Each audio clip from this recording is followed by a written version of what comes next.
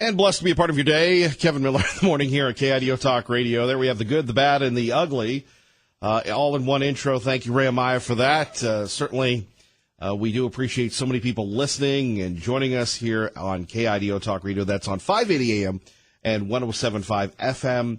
A couple things going on today. It is Thank You Thursdays. We have tickets to the Jersey Boys. We will start off this half hour of the program giving you a chance to see the Jersey Boys. They'll be at the Morrison Center coming up, I guess you'd say next month, really, which is just around the corner. Your chance to see the story of Frankie Valli and the Four Seasons and the tops and the twists and everything else. And find out their behind-the-scenes struggles as well, simply by listening here. We have a pair of tickets for you this half hour. Simply be caller, we'll start it off very early, caller 6. When you hear me say, hey, it's time to give a call, right? And the phone number, if you're new to the area, 580-5436, 580-KIDO. A few things going on. I really enjoyed our conversation last hour about the televangelist that needed the $50 million, and I just can't get that out of my mind. It continues to resonate. And no, this is not a tape. This is, sometimes we carry topics over. In the age of Roseanne and everything else, this guy having the audacity to ask for a $50 million Learjet and then saying that God wanted him to have it. I don't know how you would describe it very well. As I said last hour, chutzpah, a lot of chutzpah, right? What do you think of that? And then, did you catch the top of the hour news? Not with Maggie O'Mara, but with our friends on Fox News. And you heard Sarah Huckabee Sanders, for the first time, showing some emotion. And look, you've got, the White House press corps. They do not like her. They want to destroy her, just like they did Sean Spicer and everybody else, right? So here you have Sarah Sanders, the White House press briefing, and this little kid gets called upon. Now, having been at a White House press briefing and having been to Ed's 50s Cafe, I don't know if I'm the only person in America that's been to Ed's 50s Cafe in Meridian at a White House press briefing, okay? Just to think I'm not too full of myself here. But going there and seeing how it plays out, and I haven't been there under the new administration. The old administration, it was CNN, it was MSNBC. They didn't call on folks like us. But to have that little kid get called upon again and again and again, that was set up. And you heard Sarah Sanders getting choked up talking about school safety. And if you heard that clip, you tell me on whether or not, again, this little kid is being used. Okay, I'm not going to beat up on the little kid. You never win when you beat up on the little kid, right? But the impact it had on Sarah Sanders was profound and telling. And was it really necessary? Children grow up so fast. Gosh knows we were doing the story yesterday on the bus driver in Emmett, and we'll probably get back to that at 580-5436, 580-KIDO. But to use the little kid to start talking about school safety and gun control and everything else, was that really necessary? Was that something that, most of us really needed? And God bless the little kid, the little young man, for wanting to be a budding journalist. But, I mean, was that really, again, worthy of it? Or was that just a way to go after her and to show her in, a human form, if you will? Now, we're going to play that for you here at 580-5436. 580-KIDO. I just sit back and I think to myself, what will and see, maybe I'm wrong, but what will the left not do to derail this presidency? By the way, today, our Kevin Miller cash code word is dinner. Dinner. Go to KIDOTalkradio.com. Log on to win Kevin Miller's money, K-Millie's money, and you could win up to $5,000. Don't forget to listen during the 6 o'clock hour, the 8 o'clock hour, and during the 3 o'clock hour of Sean Hannity. Usually happens like right now in the beginning of the hour. So again, our code one word is dinner. K-Millie's cash on KIDO Talk Radio. We wish you well. So yesterday, here we are at the White House, getting ready, back and forth, Spygate this. By the way, I love it that Donald Trump calls it Spygate. As a New England Patriots fan, I'm so sick of the word Spygate. And now you've got allegations about the FBI. But anyway, if you missed it, and most of us did because we're working or driving around or doing something else, here's the interaction. Colleague in the back. Well, thanks for the compliment. Hopefully these aren't as tough as bring your kids to work day questions. In high school, we recently had a lockdown drill. One thing that affects mine and other students' mental health is to worry about the fact that we or our friends could get shot at school. Specifically, can you tell me what the administration has done and will do to prevent these senseless tragedies? I think that... Now, look, he's a nice young kid, and I guess his daddy is there. His daddy is a journalist.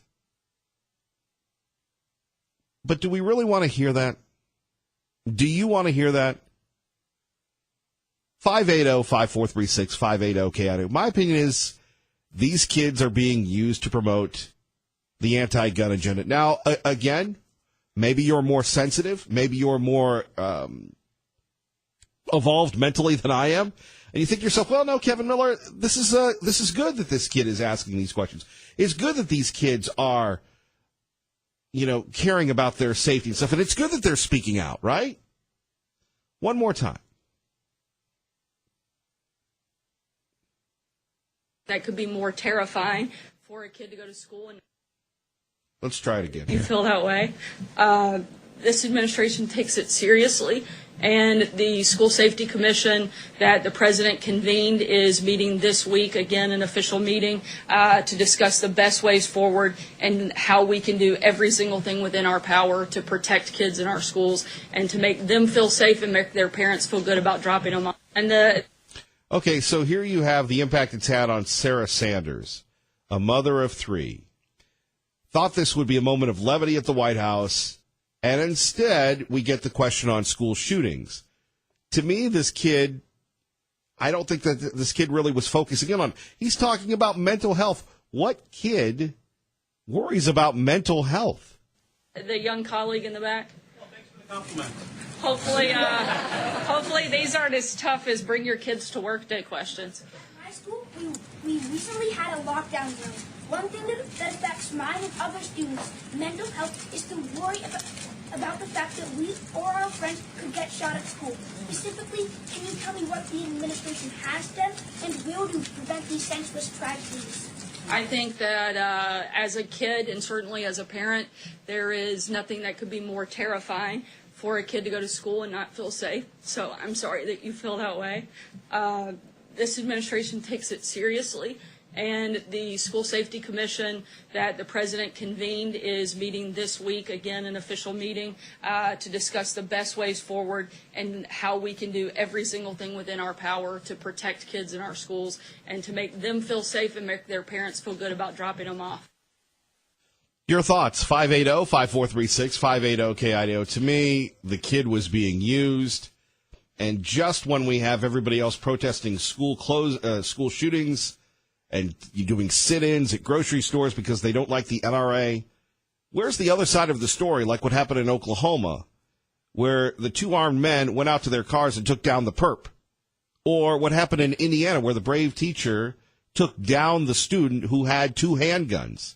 Yes, I know not everybody is Chuck Norris or The Rock or Arnold Schwarzenegger or insert your favorite last action hero here at 580 AM or 107.5 FM KIDO Talk Radio.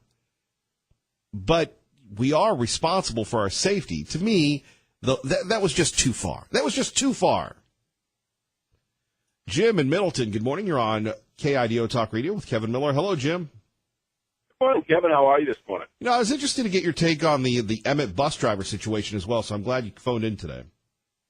Well, Kevin, I'm you're going to have to enlighten me. I'm sorry. Can you bring me up to speed on that? Sure. Totally throwing you off the topic that we were talking about. We were discussing this yesterday. You have a bus driver in Emmett. There's a video where she grabbed a 9-year-old kid, I believe with special needs. He wouldn't move, so she grabbed him by his backpack, lifted him up, then put him on the floor, yelled at him, "I don't care if I hurt you," blah, blah, blah. Now, all of a sudden, you have the parents calling the Emmett police. They're investigating her for assaulting the kid. This is a big news story, not only in Emmett, but throughout the Treasure Valley. As someone who drives the bus, your thoughts on, did the bus driver do the right thing? And she totally lost it. And, again, is it worth calling the cops? As I said yesterday, I don't think so. But your thought on keeping the kids in line? Well, obviously she's out of control, and she lost her composure, and she wasn't professional. Kevin, I'm semi-retired. I've been doing this for a few years, and in any situation, Kevin, you always focus on the problem, not the personality, or get emotionally involved in this. The school system, the bus systems have student management supervisors. They have training on how to deal with this situation and what have you. So this person just totally broke down, didn't follow protocol, and, the bus company made a mistake, hired the wrong person there. But now, as far as calling police, Kevin, I don't know. I don't know how severe the situation was, but I can tell you that she's not going to be working anymore. I guarantee you that. They have a very high standard. And, they do background checks, fingerprinting, the whole 9 yards. You got to go through a lot of training now, not just on how to operate the bus and so forth. But I'm sorry I didn't hear about that. Usually things like that are brought up in meetings immediately, anytime there's a bus accident of any kind, anywhere. And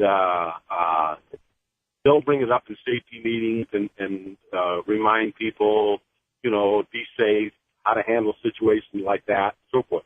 And on a special needs bus, Kevin, there's two. There's a driver and there's an aide. So there's two people there. You have more than enough adult supervision to handle a situation like that. But, getting emotionally involved in a situation like that and letting your temper take over, that's bad news. But can I comment on the other for just a moment, Kevin? Only because it's you, Jim. Okay, Kevin, I'm flattered. Anyway,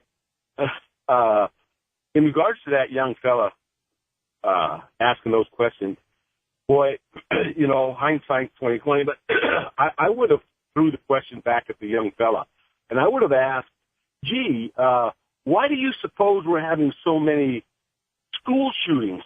Young people killing young people in our schools today, whereas 10, 15, 20, 30, 40, 50 years ago, we didn't have this situation."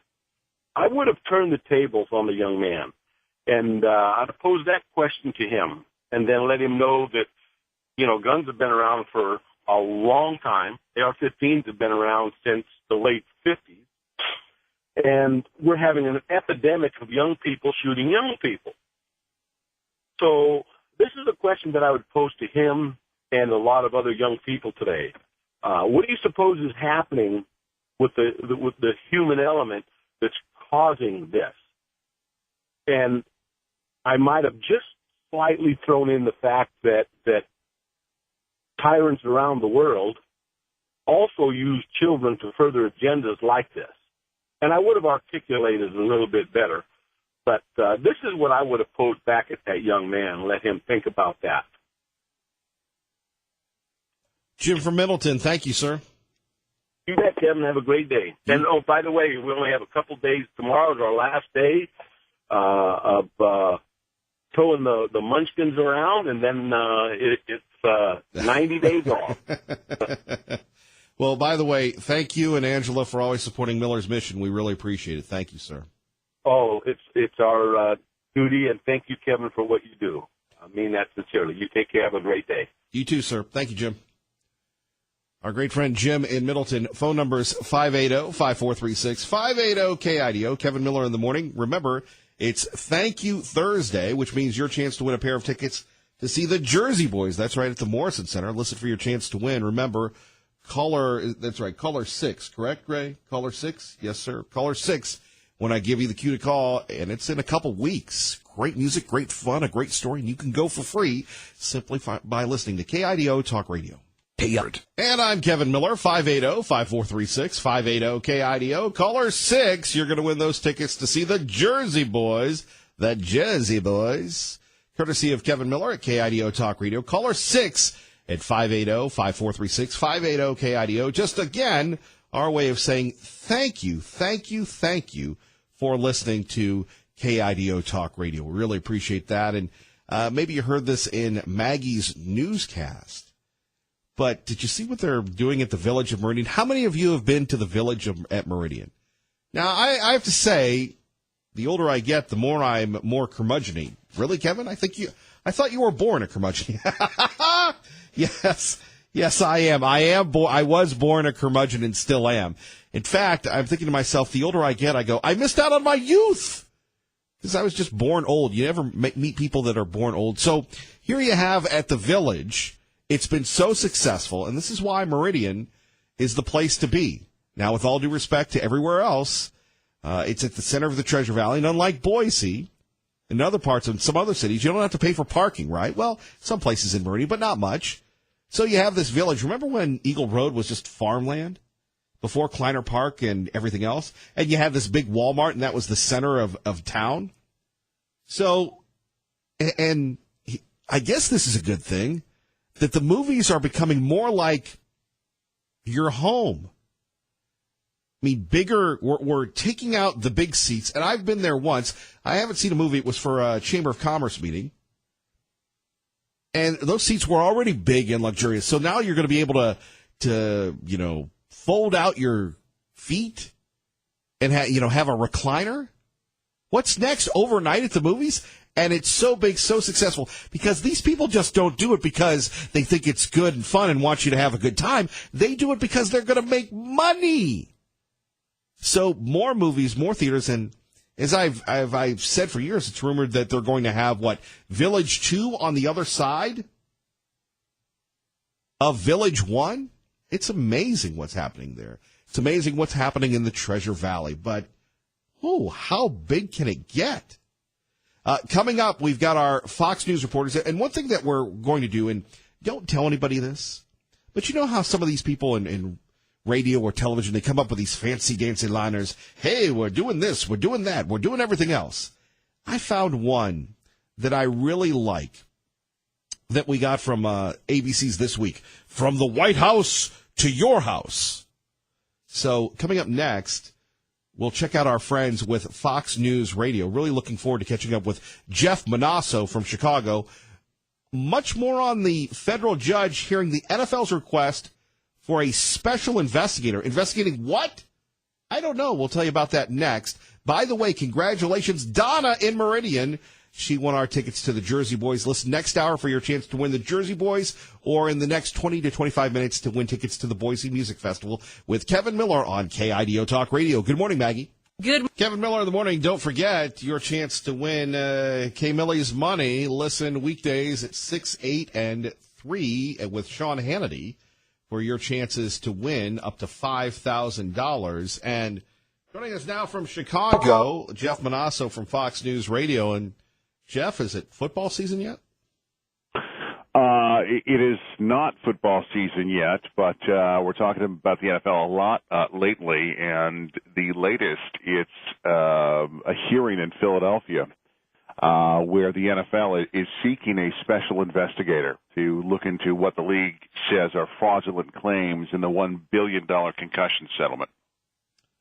Well, that's crazy. Have you ever watched that Real Sports on HBO? I've seen a couple of episodes, but I don't watch it religiously. Well, because you have a life and I don't. So actually this month, you've got a bunch of NFL players saying that they still haven't received any of their payouts. This is a big point between the league, the players, and the former players, isn't it? Yes. It is. So the league so far has paid out about $300 million in claims that are owed to players, with serious neurological and cognitive issues. The settlement provides up to $5 million to retired players with those issues, and the plaintiffs' lawyers contend that the league is slow walking these payments. The league blames alleged attempts to scam the system. That's why it wants a special investigator. Last month, the league said it found more than 400 claims had been recommended for denial based on evidence of fraud by attorneys, doctors, and unnamed former players. In one case, a doctor was disqualified from diagnosing players after her reports were found to contain irregularities, including that she spent 273 hours working on cases in less than a week. Only radio people work those hours. Right. In another case, a Philly area law firm allegedly coached players how to answer questions during medical evaluations. A Florida-based pediatric neurologist allegedly submitted reports with identical vital signs for 21 players and made an Alzheimer's diagnosis for a staggering percentage of patients, many represented by a Florida-based law firm. So there are questions. And the NFL is saying, look, we just want to get to the bottom of what's going on here and to make sure everything's on the up and up before we pay these people out. However, this district judge, Anita Brody out of Philly, she questioned both sides, and she didn't indicate which position she might take in this. She also said that it's not surprising that, a complex settlement agreement with so many potential claimants had experienced a less than perfect rollout. She will make her decision. No word on when, though. Jeff Manasso joining us at KIDO Talk Radio from Fox News Radio. Who you going with, the Cavs or the Warriors? I'm going to have to go with the Warriors. Yeah. The only good thing about the NBA Finals is we get closer and closer once again to football season. To football. Yeah. That's right. Well, hopefully it'll be a series because gosh knows, other than that, it's like yard work for the rest of us. So. Yeah, seriously. Jeff, you have a great day, sir. You too. Our great friend Jeff Manasso joining us, Fox News Radio. Phone numbers here, 580-5436, 580-KIDO. Don't forget your chance to win Boise Music Festival tickets this hour. Caller 6 at 580-5436, 580-KIDO. Boise Music Festival coming to Expo, Idaho. Check out Granger Smith, Echo Smith, Parma Lee, and Robin Thicke for free. All you have to do is be caller 6 when we give you the cue to call between now and 7 o'clock. Let's go to your phone calls at 580-5436, 580-KIDO. Mark in Eagle, good morning. Hey, good morning, Kevin. Hey, I hope I'm not changing your subject matter, but I wanted to bring up, I just got my property tax assessment notice here for Ada County, and it's gone up another 20+%. All for the ability to say, hey, geez whiz, guys, my house is worth $100,000 more than it was worth 4 years ago. Well, I've been here for going on 23 years in the same place here in a small subdivision here in Eagle, and I've watched from 2014 when my assessed value went from $183,900 to now $284,400. And even with the homeowner's exemption kicked in, that means I'm going to be paying almost $2,000, a little over $2,000 a year for property taxes just for the sake of having them tell me my property's worth more, even though if I wanted to move from here and then somewhere else in the valley, I'm going to pay that inflated price.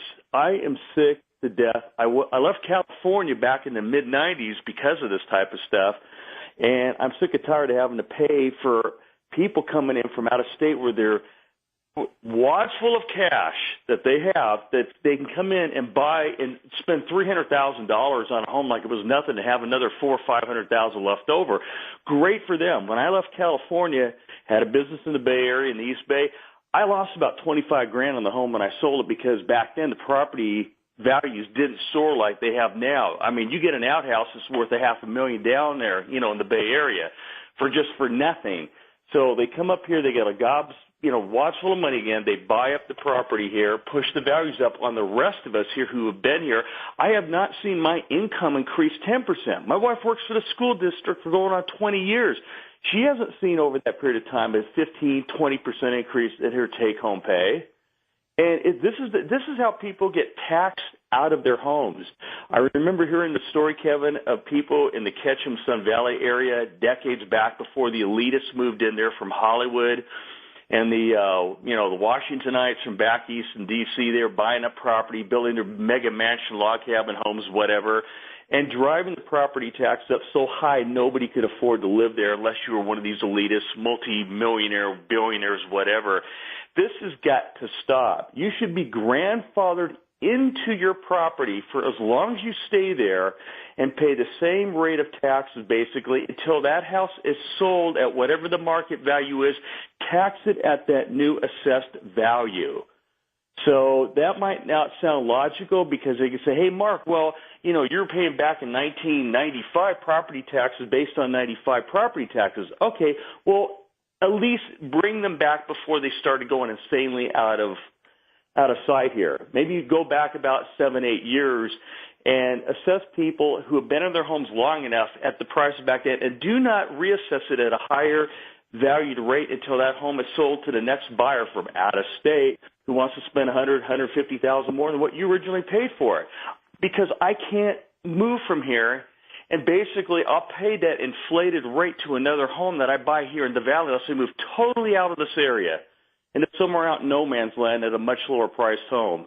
I mean, what's your thoughts on that, Kevin? You're facing it too, I know. I just got the news yesterday, Mark. I will sound off on that now. Thank you for the. Thank you, sir. Thank you. All right. It's funny. Somebody said this to me, and I don't know who it was, but this is and I know here Pat from Middleton's going to go, oh, there's socialist Kevin Miller, well, or liberal Kevin Miller. But if you're retired, shouldn't your property taxes be frozen? If you're on a fixed income, is it really necessary to jack up your property taxes? Well, the value of your property goes up. And I don't know about many people, but homes that we've purchased, that we love, that we live in, have they really gone up in value 100 and 150%? And Dave Petzo and I talk about this, and I'm sure he'll address this Saturday on Money Matters, but aren't we all just living in the Matrix? Remember those of you that were here like 4 or 5 years ago when the median home price in Canyon County went from $140,000 to $70,000. Let me repeat that, $140,000 to $70,000. Those same homes are probably valued at $200,000. Now, did the lawn care, the painting, and everything else improve that much? No, but the perception is that Idaho is the place to live. So you have people coming in from primarily California and spending a lot of money on homes. And to their credit, they've lived the American dream. They're doing fine. Now, what I don't like is, people coming in, they don't change their plates, they drive aggressively, they ruin this place. It starts to resemble Little Sacramento, or in the city of Boise's case, Little Portland, right? At 580-5436, 580-KIDO.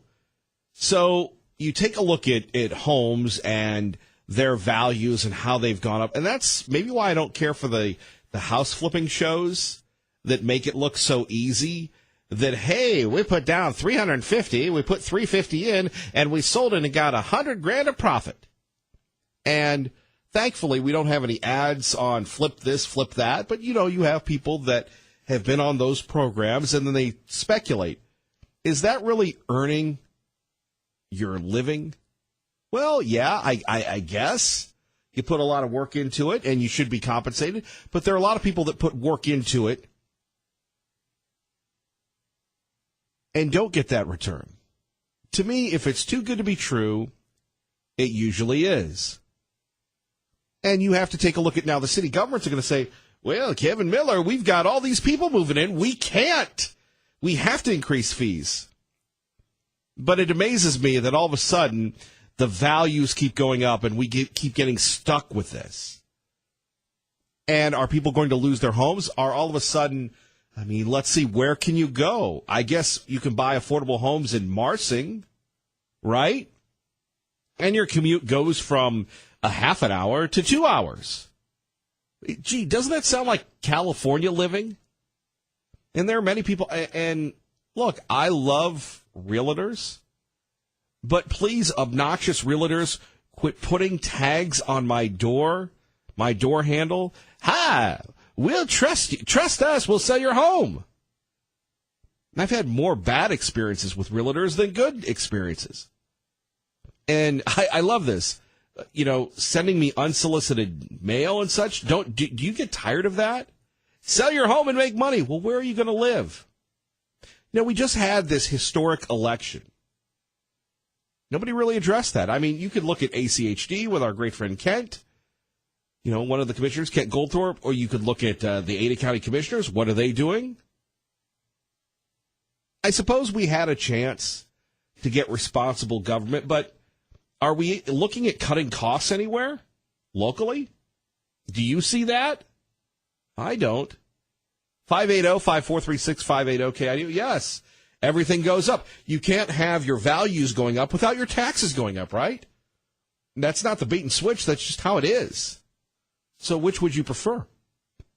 Higher return on your homeowners, for your home, or lower taxes? That's number one. And number two, I do think that if you're retired, your property taxes should not go up. You should not be forced from your home because you can't afford your property taxes on your home if you're retired. 580-5436-580-KIDO. Your call's next. Kevin Miller, KIDO Talk Radio. And caller 6 right now at 580-5436-580-KIDO. You're going to win tickets to the Boise Music Festival, courtesy of Kevin Miller. Thank you. Thursdays on 580 AM and 107.5 FM. We like to call it KIDO Talk Radio. Patriot Ray, good morning. Well, thank you, Kevin. How are you this morning, my friend? Living the dream, and you? Absolutely. Got it going for me. Say, on this tax situation with housing, I think it's criminal what they do. So many people lose their homes because they've been taxed out of them, not because they were misled in another way. They just were taxed out of their houses. You buy it at a certain place and a certain time. It should stay unless you make big additions to it or something like that. Then they can reevaluate. But when you buy a home and you're not making any big changes, then it should stay the same until you died or left that home. And then the new owner gets it, they can evaluate the tax at the current rate then. But just because the subdivision next door completes and it's a better home and it's bigger, they go around and evaluate everybody else and then raise their taxes. To me, that is just criminal. And those people in the tax commission, I know they're trying to get every single dollar they can to keep paying their big fees and be able to have the parties they have and all that. But it's got to stop. I mean, this is ridiculous. Somebody in Congress, somebody in local Congress needs to make some changes because I have a friend who's, if it goes up again, he's probably not going to be able to afford it because his pay hasn't gone up anything. And I've got people that are on fixed incomes in the same boat. It just doesn't help them to do that. They lose their homes and they're trying to keep people in homes. Well, then why are they doing this? I just don't understand it. I never have understood it. Well, that's a good point. You want to keep people in their homes, you want to get rid of them. Yeah, well, that's the idea. I mean, we've got all these people coming up from other areas, and they've made big money by selling their homes in these high-priced areas, and they build a nice home, and that's, God bless them, they can do that. But to price somebody else out of a home because they're on a fixed income, or like you say, if they sell their home, where are they going to go? Because right now, in the subdivision I just left, rent was about $800 to $900. Now it's about $1,200 to $1,400 if you want to rent a home. So how can people do that? We can't with people who are looking around and they can't even find a home in Marsing they can afford. So it's crazy. It's just too much going on. There's too much. We've got to have the dollar to support the government. Well, let's quit supporting the government. Let's support the people like we're supposed to. You want to save money? I'm sorry. You don't help the illegals by giving them free stuff that they never earned, and the people who have been here all their lives get nothing except more taxes. So we can help those individuals that we need to help so much. I'm sorry, you came here illegally. I feel for you, but I think that you need to go back, or you need to really get busy and start becoming a citizen and love this country like you should. Patriot Ray, God bless. You take care. Bye. Bye-bye. Fox News next. We're rolling. Kevin Miller, KIDO.